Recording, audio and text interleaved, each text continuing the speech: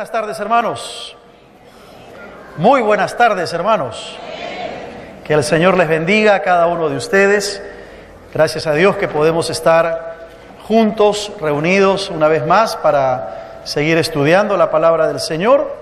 Continuamos con nuestra serie sobre la escatología, sobre los eventos del fin de los tiempos, la segunda venida de Cristo y todo lo que tiene que ver con la preparación para el establecimiento del reino de nuestro Señor y también, por cierto, el comienzo de la eternidad.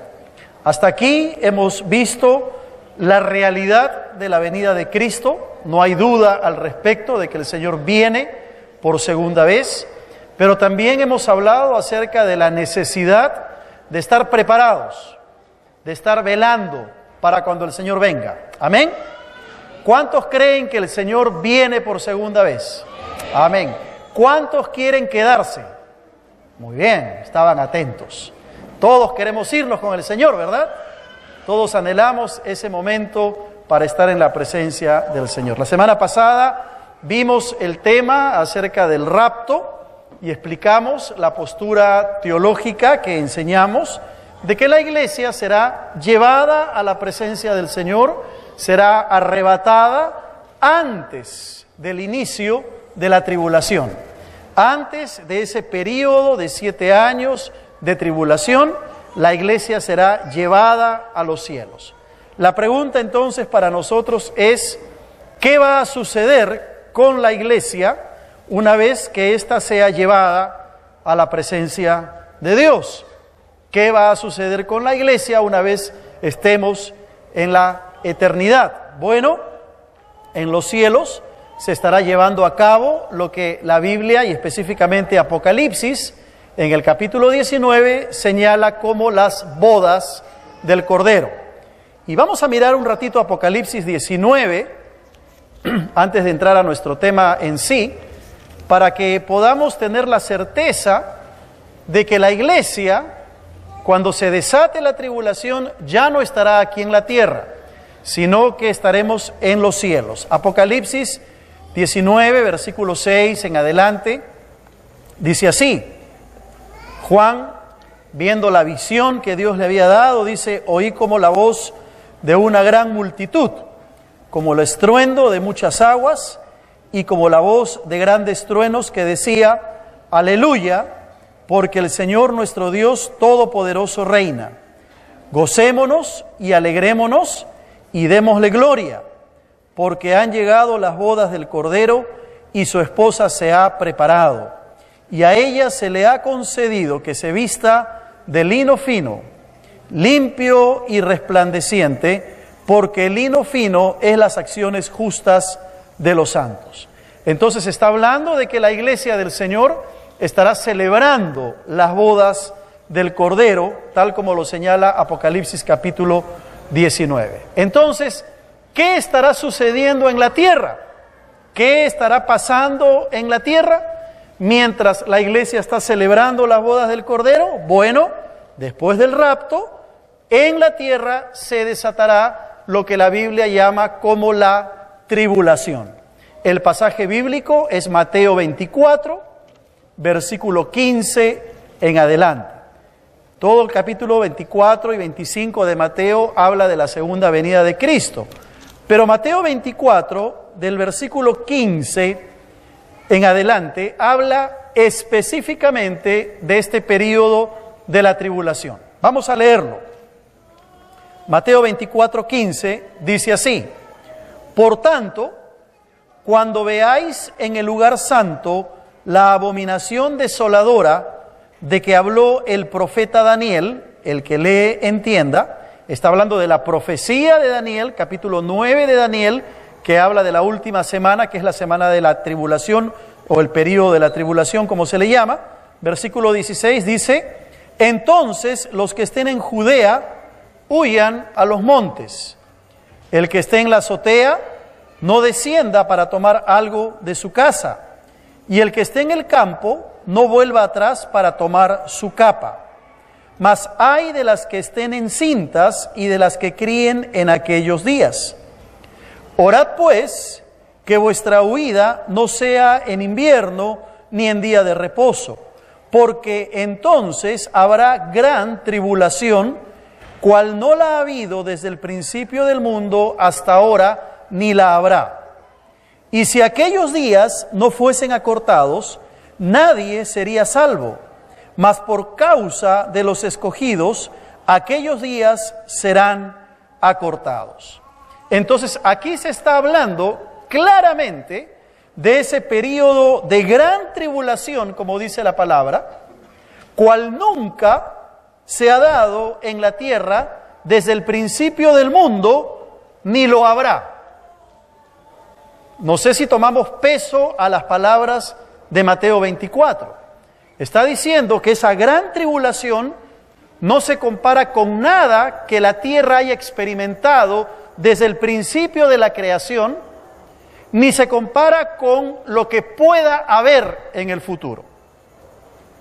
¿Qué cosas ha experimentado la tierra desde su historia? ¿Te acuerdas de Sodoma y Gomorra? ¿Cómo fue destruida? Dice que fue destruida por fuego. ¿Te acuerdas del diluvio? ¿Cómo fue destruida la tierra? Fue destruida por agua. Esos eventos no se comparan con lo que pasará durante ese periodo de 7 años que la Biblia llama la tribulación. Hoy se está hablando de que el próximo año el fenómeno del Niño en nuestra región va a ser terrible. Calor de 35 grados en la costa, a más. Lluvias terribles en la sierra, en toda la región de América Latina. Dicen que el fenómeno del Niño que viene para el próximo año va a ser mucho peor que los que hemos tenido en los últimos años. Bueno, nada de eso se compara con lo que sucederá en el período de la tribulación. Ahora, ¿cómo definimos la gran tribulación? ¿Qué es la gran tribulación? Bueno, sencillamente es un periodo final, hacia el final de los tiempos, de prueba intensa. Y esa es una frase clave que hay que meditarla. De prueba intensa. Como una preparación para el establecimiento del milenio o del reino milenial de Cristo. Es decir, un periodo de 7 años hacia el final de los tiempos, de prueba intensa, de castigo al mundo impío, al mundo pecador, que se dará antes de que Cristo venga a establecer su reino de 1000 años en esta tierra, tal como dice Apocalipsis capítulo 20. Será un periodo nefasto en la historia de la humanidad.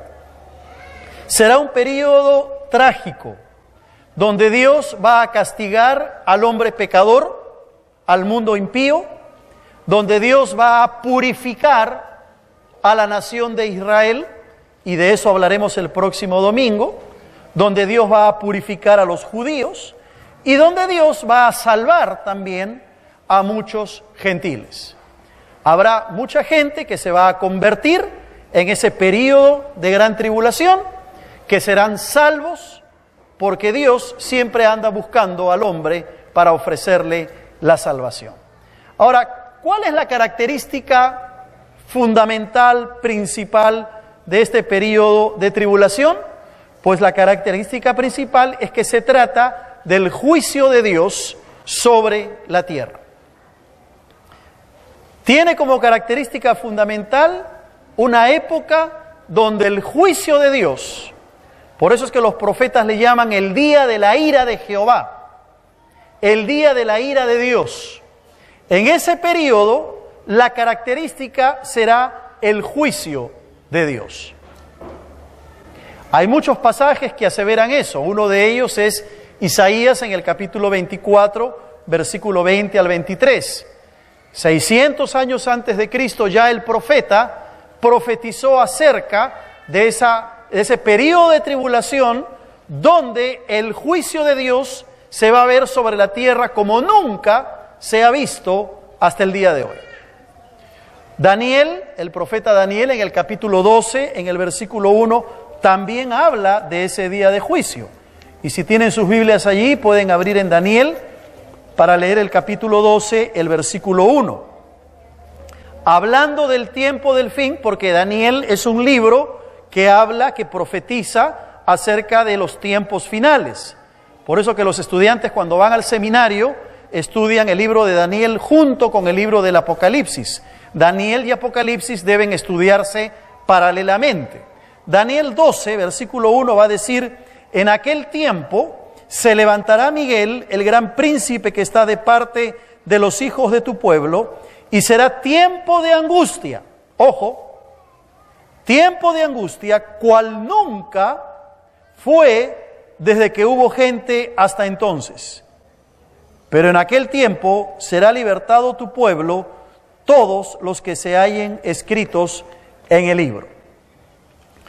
Nuevamente Daniel asevera que la característica de este periodo de tribulación es el juicio de Dios. En Mateo 24, que hemos leído hace un momento, también se nos dice que será un tiempo de gran tribulación, cual no lo ha habido desde el principio del mundo hasta ahora, ni lo habrá. Pero quizá el pasaje de Apocalipsis en el capítulo 6 sea el que nos muestre más claramente en qué va a consistir el período de la tribulación. Abre por favor tu Biblia en Apocalipsis 6. Vamos a leer los versículos del 15 al 17. Allí se nos describe la magnitud de ese período de tribulación. Mira lo que dice Juan en Apocalipsis 6, versículo 15. Y los reyes de la tierra, y los grandes, los ricos, los capitanes, los poderosos, y todo siervo y todo libre, se escondieron en las cuevas y entre las peñas de los montes, y decían a los montes y a las peñas: caed sobre nosotros, y escondednos del rostro de aquel que está sentado sobre el trono. Y nota lo que dice a continuación: y de la ira del Cordero, porque el gran día de su ira ha llegado. ¿Y quién podrá sostenerse en pie?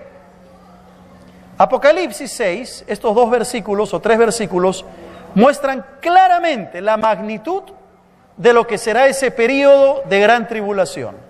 Si has notado lo que dice el versículo 15, está hablando de los reyes de la tierra, los grandes, los ricos, y luego baja la categoría, dice los capitanes y los poderosos. Luego sigue bajando la categoría y habla de todo siervo, todo esclavo, ya no solamente reyes, sino esclavo.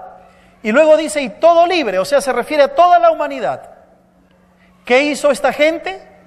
Sin acepción de personas, desde el más rico hasta el más pobre, desde el rey hasta el siervo, dice que se escondieron en las cuevas y entre las peñas de los montes, y empezaban a decirle a los montes y a las peñas, tal era su angustia, tal era su desesperación, que empezaron a hablarle a las peñas y a los montes y les decían, caed sobre nosotros y escondednos del rostro de aquel que está sentado sobre el trono. Mátennos, no podemos soportar esta tribulación, terminen con nuestra vida. Dice la Biblia que habrá gente que anhelará morir, pero la muerte no les llegará, porque tal será el período de tribulación del juicio de Dios, que habrá gente que preferirá no vivir, pero la muerte no les llegará. Tal será el juicio de Dios, que el último versículo 17 dice, el gran día de su ira ha llegado, y ¿quién podrá sostenerse en pie? Así que lo que nosotros podemos imaginar de tragedias, de delincuencia, de catástrofes climáticas en el mundo, terremotos, no se compara nada de eso con lo que sucederá en el período de 7 años de la tribulación. Un tiempo de juicio sobre la tierra. Yo no quiero estar presente en esos años. Mi corazón anhela estar en la presencia del Señor, con la iglesia del Señor, disfrutando de las bodas del Cordero. ¿Por qué razón? Porque cuando hablamos del enfoque principal de la tribulación, tenemos que decir que la tribulación no está hecha para la iglesia. El enfoque es la nación de Israel. El propósito, la razón por la cual la tribulación se da, es porque Dios está tratando con el pueblo de Israel. Mira lo que dice Jeremías capítulo 30. El profeta Jeremías, hablando de ese periodo de tribulación proféticamente, en el versículo 7 de Jeremías 30, él va a decir: cuán grande es aquel día. Está hablando del día de la ira del Señor. Tanto que no hay otro semejante a él. Y lo llama tiempo de angustia. Pero si sigues leyendo, te darás cuenta que dice tiempo de angustia para Jacob. ¿Quién es Jacob? La nación de Israel. Por lo tanto, el enfoque que encontramos nosotros cuando hablamos de la tribulación es la nación de Israel. Si tú miras a lo largo de la historia de Israel, descubres que cuando Dios llama a Abraham, lo llama con el propósito de crear la nación de Israel. Y a lo largo de los siglos, Dios siempre ha tratado con la nación de Israel. Revisa tú la historia y ese país pequeñito ha tenido un lugar importante y preponderante en el corazón de Dios a lo largo de toda la historia. Cuando el Señor Jesucristo viene a esta tierra, una de las cosas que Juan dice es: a lo suyo vino y los suyos no le recibieron. El pueblo se negó a recibir al Mesías. Hablaremos de esto, de la nación de Israel, la próxima semana con más detenimiento. Pero hacia el final de la tribulación, en ese periodo de tribulación, Dios se va a enfocar nuevamente en Israel. El enfoque de la tribulación no es la iglesia. No somos los creyentes. No somos los hijos de Dios. La iglesia ya estará en las bodas del Cordero en la eternidad, celebrando en los cielos sus coronas y sus premios dados por el Señor. El enfoque es Israel, y de hecho ese enfoque es doble. Primero, se va a castigar, se va a eliminar a los penitentes de Israel. Todos aquellos judíos que hayan negado al Mesías, que no hayan aceptado al Salvador, recibirán su castigo en la tribulación. Lo dice el profeta Ezequiel en el capítulo 20, los versículos 37 y 38. Claramente va a señalar: os haré pasar bajo la vara y os haré entrar en los vínculos del pacto, y apartaré de entre vosotros a los rebeldes y a los que se rebelaron contra mí. De la tierra de sus peregrinaciones los sacaré, mas a la tierra de Israel no entrarán, y sabréis que yo soy Jehová. ¿De qué está hablando el profeta Ezequiel? Está hablando que hay un día en que la nación de Israel será castigada. Ese día es durante la tribulación. Por eso decimos que Dios se enfoca en esa semana en la nación de Israel. No estamos hablando de la iglesia. No estamos hablando de un día de juicio para la iglesia durante la tribulación. Ahí es cuando los judíos van a tener que sufrir el castigo de Dios por haber negado al Mesías. Pero además, el siguiente enfoque es que habrá un remanente de judíos que serán salvos. No es que Dios va a castigar a todos los judíos.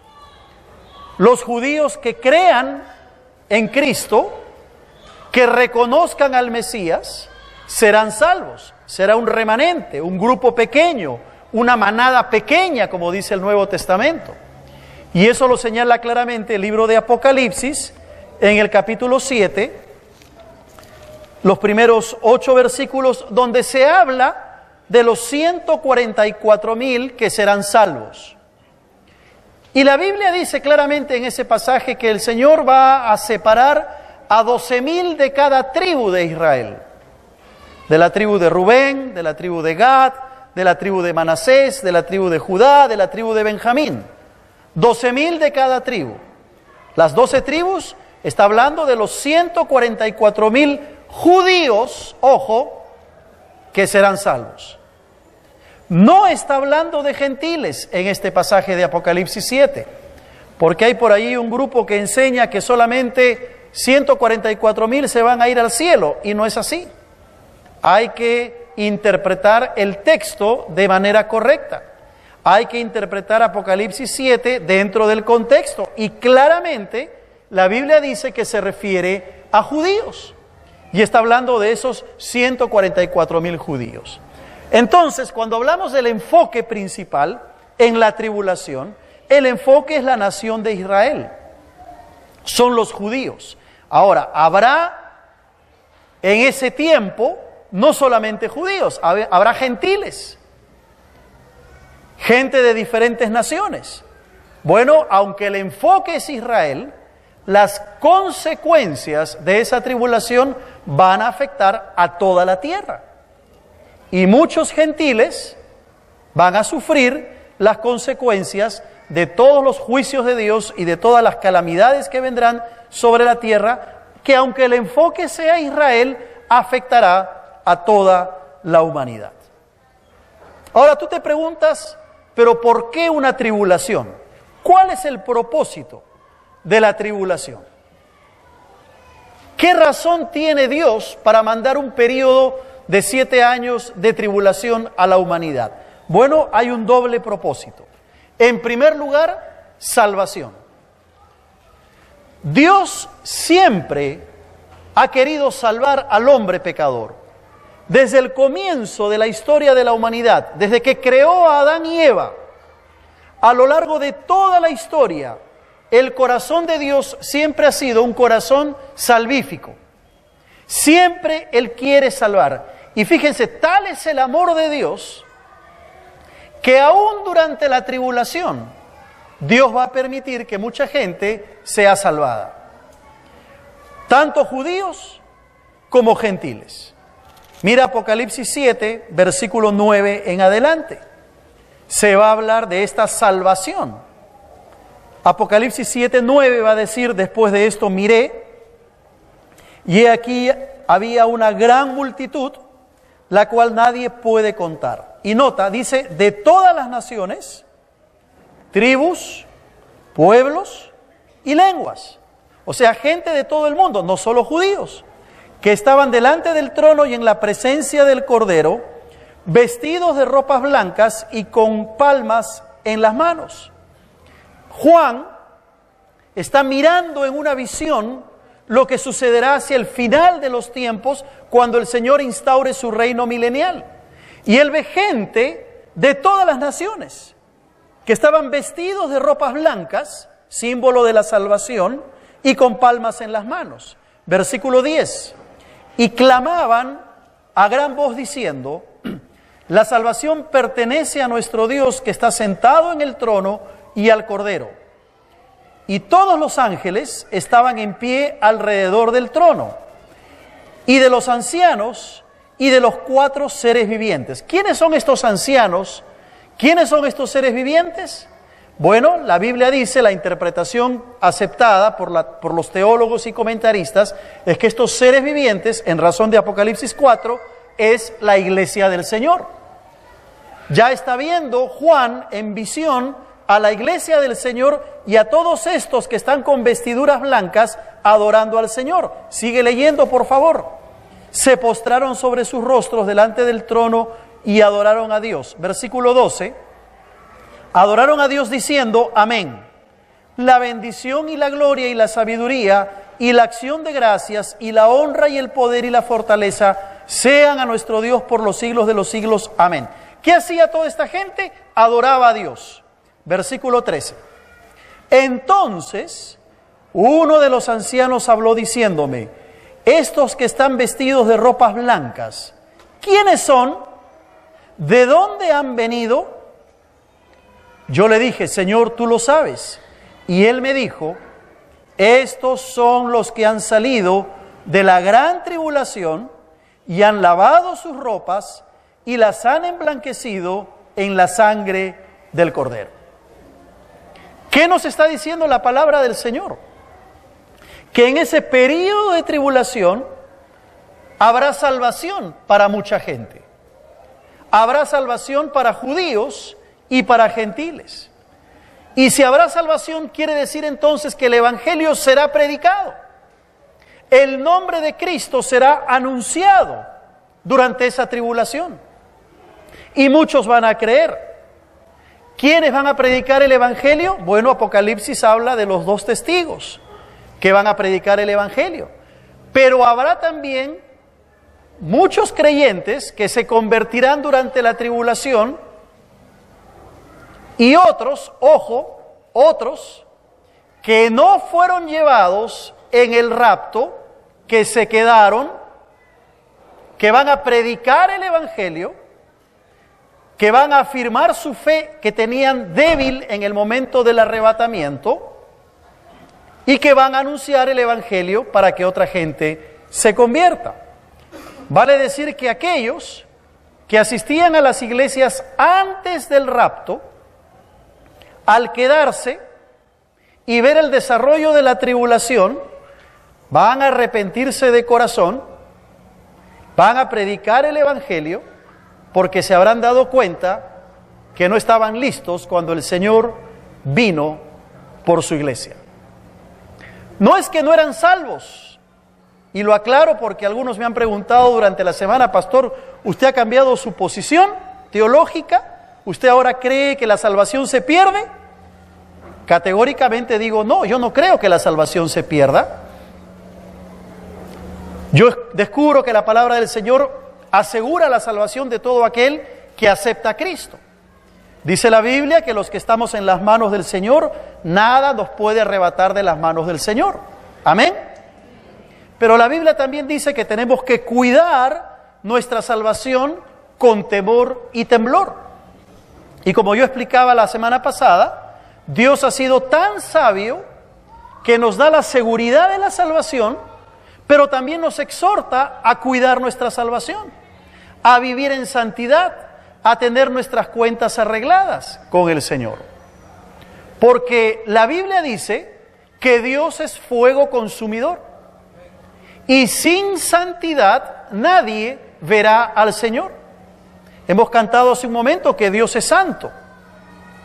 Ahora, si Dios es santo, en el momento en que se produzca el arrebatamiento, todos aquellos creyentes que estén caminando en santidad serán llevados a la presencia del Señor.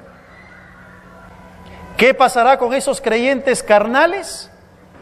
¿Qué pasará con esos creyentes que caminan con un pie en la iglesia y un pie en el mundo? ¿Qué pasará con aquellos creyentes que no tienen sus cuentas arregladas con Dios?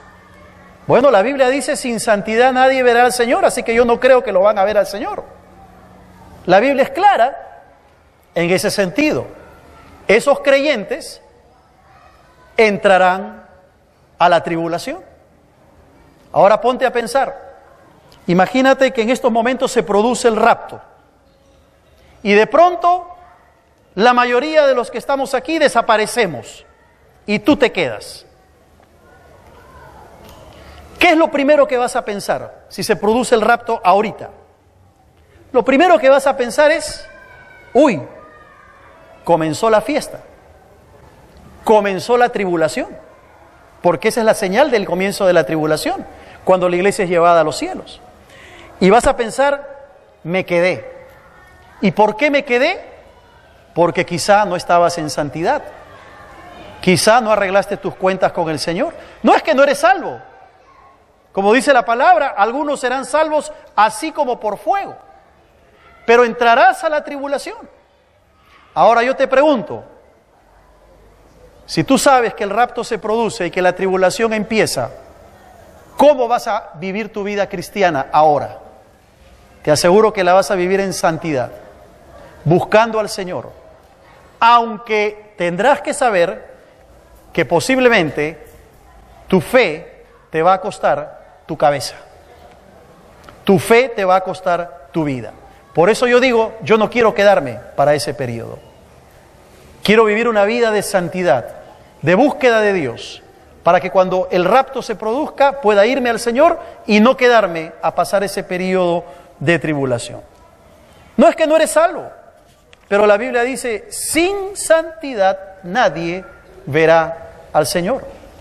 Así que el propósito es salvación. Si te quedas, saldrás corriendo a predicar el Evangelio. Es verdad lo que decía el pastor, es verdad lo que dice la Biblia. La iglesia ha sido arrebatada, conviértanse. Irás donde tus familias, donde tus vecinos, donde tus amigos desesperadamente. Va a empezar la tribulación. Por eso que habrá gente que se va a convertir. Judíos y gentiles. Entonces el primer propósito de la tribulación es salvar a la gente. Porque Dios quiere que la gente sea salva. Y si tú no has entregado tu vida a Cristo hoy puedes hacerlo y empezar a experimentar la salvación que viene de Dios. Ahora, la gran diferencia es que hoy la salvación es por la gracia de Dios. Es un regalo que Dios nos da. Y gracias a Dios porque lo hemos conocido y porque podemos vivir en este periodo de la gracia. Pero durante la tribulación, la salvación ya no será por gracia, será por ver el juicio de Dios. Será una salvación que te va a costar hasta tu propia cabeza, tu propia vida. ¿Te acuerdas lo que dice Apocalipsis 24? Que lo leímos la semana pasada. Cuando Juan está viendo esa visión y ve a los creyentes de la tribulación, mira lo que dice Apocalipsis 24. Y vi tronos y se sentaron sobre ellos los que recibieron facultad de juzgar. Y vi las almas de los decapitados por causa del testimonio de Jesús y por la palabra de Dios, los que no habían adorado a la bestia ni a su imagen, y que no recibieron la marca en sus frentes ni en sus manos. ¿Te das cuenta? Es decir, la salvación va a costar. Va a costar la cabeza de muchos que van a convertirse en ese periodo. Judíos, gentiles y de aquellos que se quedaron cuando el Señor vino por su iglesia. Claramente dice allí, los que no habían adorado a la bestia, o sea, al anticristo, ni a su imagen, que no se dejaron sellar la mano ni la frente con la marca de la bestia, del anticristo. Y claro, ningún creyente va a querer adorar a la bestia cuando sepa lo que se desata durante ese periodo de 7 años. Pero hoy la salvación es por gracia. Hoy no nos cuesta nada. Cristo lo pagó todo en la cruz. Solamente hay que aceptar a Cristo. Solamente hay que abrirle el corazón. Solamente hay que rendirle la vida. No esperes el periodo de tribulación donde la salvación te va a costar tu propia vida. Pero el segundo propósito es castigo. Y todo el libro de Apocalipsis, de manera particular Apocalipsis 13, 17, 18, habla del castigo. Un castigo severo sobre toda la humanidad impía. Que aunque el enfoque es Israel, el castigo va a alcanzar a toda la humanidad. Será necesario destruir los sistemas mundiales pecaminosos que se instauraron en ese periodo, con la finalidad de instaurar el reino milenial de Cristo. Y hay 3 sistemas que se van a castigar durante la tribulación. En primer lugar, el sistema político anticristiano, representado por la bestia y que está narrado en Apocalipsis capítulo 13. No tenemos tiempo para mirar todo el pasaje de Apocalipsis 13. Pero habrá un sistema político dirigido por el anticristo que va a intentar crear una paz aparente en todas las naciones, que va a intentar crear un ambiente de sosiego en todo el mundo, donde la gente va a ver al anticristo como el gran estadista, el hombre capaz de solucionar los problemas económicos, políticos, religiosos de todo el mundo. Las naciones se van a agrupar y aparentemente todo será un periodo excelente de paz, de tranquilidad, de sosiego. Pero luego el anticristo se va a revelar y mostrar realmente su propia naturaleza diabólica, porque será un sistema político engendrado en el mismo infierno. ¿Qué va a hacer el Señor Jesucristo? Va a castigar ese sistema político anticristiano. Ya estamos viendo hoy en nuestros días un anticipo de lo que será eso. Hasta hace algunos años se hablaba del mercado común europeo. Una estrategia no solamente económica, sino también política, de agrupar las naciones.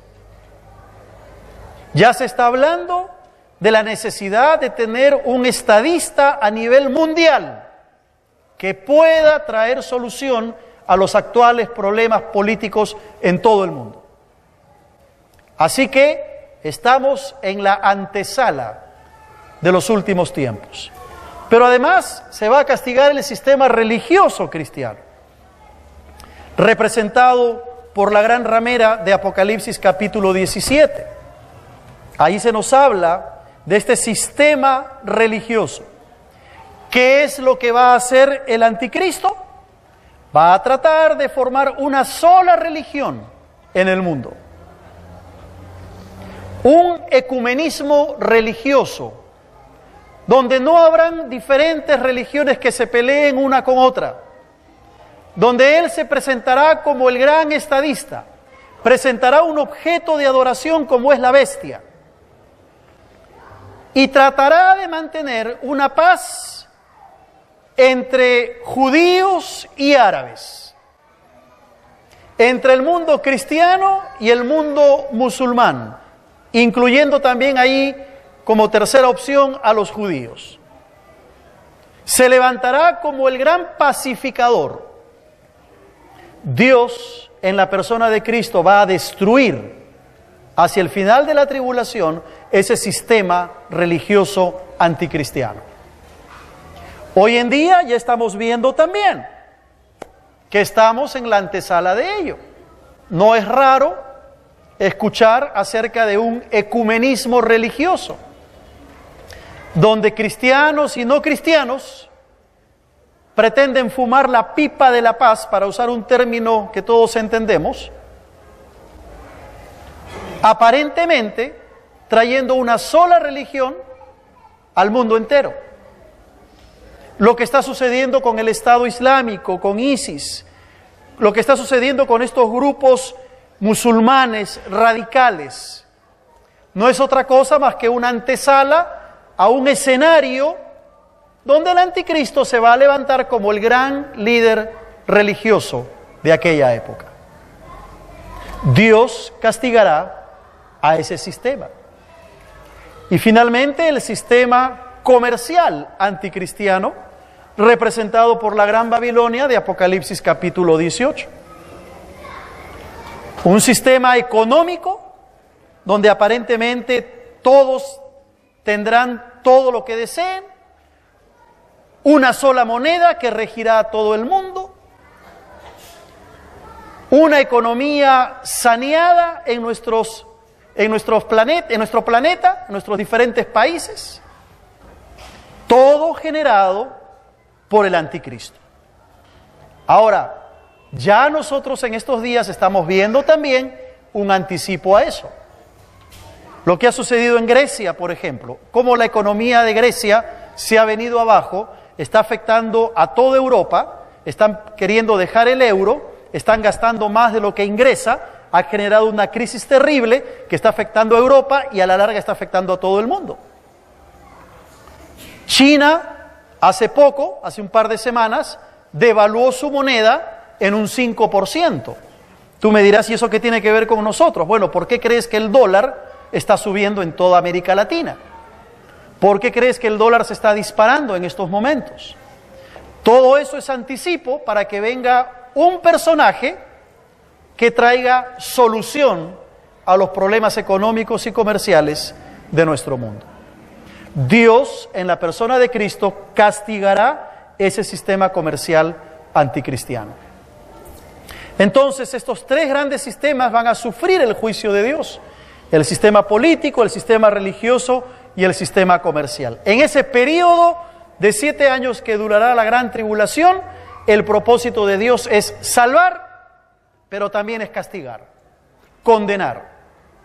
Daniel habla de la 70ª semana de su profecía en Daniel 9:27. Cada una de esas semanas, las 70 semanas, son semanas de 7 años cada una, de acuerdo al estudio y a la profundidad que no podemos hacer aquí por razones de tiempo. Pero esa otra semana, esa última semana, que es un periodo de 7 años, corresponde a la gran tribulación. A la tribulación que se divide en 2 partes. Y como hemos enseñado la semana pasada, la tribulación empezará una vez que se haya producido el rapto y que la iglesia esté entonces en la presencia del Señor y antes del establecimiento del reino milenial de Cristo. Y la pregunta para nosotros en esta tarde es, ¿estoy listo para irme con el Señor? Sé que si el rapto se produjese hoy, mi vida es una vida de santidad. ¿Estoy a cuentas con Dios que me iría con la iglesia y con el Señor a la eternidad? ¿O tendría que quedarme a pasar esos 7 años trágicos en este mundo? Dios es fuego consumidor. Dios es santo. ¿Cómo está tu vida de santidad? ¿En tu casa? ¿En tu trabajo? ¿En tus estudios? ¿Cómo está tu diario caminar? ¿Eres un creyente consagrado al Señor o eres un creyente carnal que vive coqueteando con el mundo y sus placeres y que no ha dedicado la vida al Señor en una completa santidad? No estoy hablando de que seamos perfectos, estoy hablando de que nuestro corazón anhele vivir vidas que agraden al Señor. ¿Cuáles son algunos de los acontecimientos finales de este periodo? Lo menciono rápidamente. En primer lugar, la aparición del hombre de pecado, como lo dice 2 de Tesalonicenses capítulo 2. Está hablando del anticristo. El anticristo marcará el hecho de que la tribulación comenzó, pero también la preservación de los santos, de Israel, como hemos señalado. Lo dice Apocalipsis capítulo 12, versículo 13 en adelante. Allí se habla de una mujer. Y si tú lees el versículo 13 de Apocalipsis 12, vas a ver que está hablando de una mujer que es distinta a la mujer de Apocalipsis capítulo 17, capítulo 18. Apocalipsis 12, 13 dice: cuando vio el dragón que había sido arrojado a la tierra, persiguió a la mujer que había dado a luz al hijo varón. Y se le dieron a la mujer las 2 alas de la gran águila para que volase de delante de la serpiente al desierto, a su lugar, donde es sustentada por un tiempo y tiempos y la mitad de un tiempo. ¿De qué habla esto de tiempo, tiempos y la mitad de un tiempo? De los 3 años y medio de la tribulación, del período antes de la instauración del reino milenial de Cristo. La tribulación se divide los 7 años en 2 partes. Está hablando de una parte. Y la serpiente, dice el versículo 15, que es representada por el dragón, que es Satanás, la serpiente arrojó de su boca tras la mujer agua como un río para que fuese arrastrada por el río. Pero la tierra ayudó a la mujer, pues la tierra abrió su boca y tragó el río que el dragón había echado de su boca. Entonces el dragón se llenó de ira contra la mujer y se fue a hacer guerra contra el resto de la descendencia de ella, los que guardan los mandamientos de Dios y tienen el testimonio de Jesucristo. ¿Quién es esta mujer? No es la mujer de Apocalipsis capítulo 17. La mujer de Apocalipsis capítulo 17 es identificada como la gran ramera, como un sistema religioso. Tampoco es la Virgen María, como algunos teólogos católicos han pretendido interpretar. La mujer de Apocalipsis capítulo 12 es una referencia directa a la nación de Israel. Está hablando de los judíos, está hablando del pueblo de Israel. porque ha enseñado en los capítulos anteriores de Apocalipsis que Dios va a preservar a la nación de Israel, va a preservar a los judíos. Pero el último acontecimiento son los juicios de Dios, narrados en todo el libro de Apocalipsis prácticamente. Calamidades naturales, la apertura de los sellos, el sonido de las trompetas, el derramamiento de las copas de ira, etc. Nos faltaría tiempo para explicar todo ello. Pero todo esto nos habla de algunos de los acontecimientos de ese periodo de la tribulación. Ahora, ¿la tribulación durará para siempre? No. Tendrá un final. ¿Cómo será el fin de la tribulación? Bueno, habrán 3 eventos claros. El primero de ellos es la batalla de Armagedón, narrada en Apocalipsis capítulo 19, de los versículos 11 en adelante. El segundo gran evento será la derrota de Satanás y de sus huestes de maldad. Hacia el final de la tribulación, con la batalla de Armagedón, Satanás será derrotado. Y entonces vendrá el tercer evento, que es la inauguración del reino milenial de Cristo en Apocalipsis capítulo 20 en adelante. Ahora tú me dirás, pero pastor, ¿cómo es eso de la batalla de Armagedón? Explíquenos. ¿Cómo es eso de la derrota de Satanás y la instauración del reino milenial de Cristo? Bueno, como dice mi esposa, te voy a dejar con la miel en los labios. Por 2 razones, 3 razones. Primero, que no tenemos tiempo aquí para explicar todo ello. Segundo, porque quiero animarte a que tomes el curso de escatología que se dictará en nuestra iglesia pronto. Y ahí tendrás 16 semanas para estudiar todos los eventos del fin del mundo y puedas apabullar a tu maestro con todas las preguntas que tengas acerca de qué es la batalla de Armagedón y otras cosas más. Y tercero, porque Dios mediante el próximo año, en algún momento del año, tendremos una serie de 2, 3, 4 meses sobre el libro del Apocalipsis, donde vamos a estudiar domingo a domingo el libro del Apocalipsis. Termino. La gran tribulación será un tiempo tremendo de castigo y de juicio sobre la tierra como nunca ha habido. El deseo de Dios es que ningún hombre pase por la tribulación. Él quiere llevarnos a su presencia. Vamos a disfrutar de las bodas del Cordero. La pregunta que tenemos que hacernos en esta mañana es, ¿estás preparado? Si Cristo viniera por su iglesia hoy, ¿te irías con el Señor? Si no has aceptado a Cristo, no eres parte de su iglesia. Pero la buena noticia es que hoy puedes entregarle tu vida al Señor. La buena noticia es que tú puedes abrirle el corazón a Cristo hoy. Y la buena noticia es que si no estás a cuentas con Dios, hoy puedes empezar a arreglar tu vida con el Señor y a caminar por el camino de la santidad. ¿Qué dice Mateo 24, 27? Y con esto termino. Porque como el relámpago y se muestra hasta el occidente, así será también la venida del Hijo del Hombre. ¿Estamos listos para el encuentro con el Señor?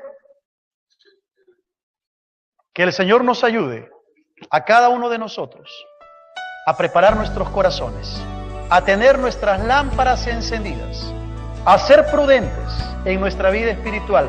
No vaya a ser que venga el novio y se nos cierre la puerta. Como dice la palabra, allí será el lloro y el crujir de dientes. Vamos a orar.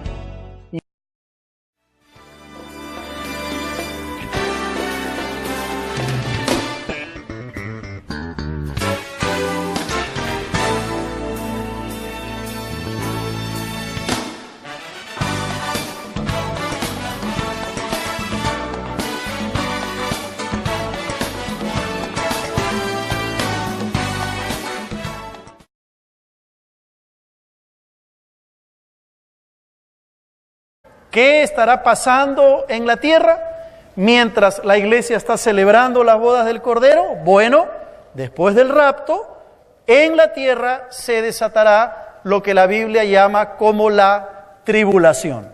El pasaje bíblico es Mateo 24, versículo 15 en adelante. Todo el capítulo 24 y 25 de Mateo habla de la segunda venida de Cristo. Pero Mateo 24, del versículo 15 en adelante, habla específicamente de este período de la tribulación. Vamos a leerlo. Mateo 24, 15 dice así: Por tanto, cuando veáis en el lugar santo la abominación desoladora de que habló el profeta Daniel, el que lee entienda, está hablando de la profecía de Daniel, capítulo 9 de Daniel, que habla de la última semana.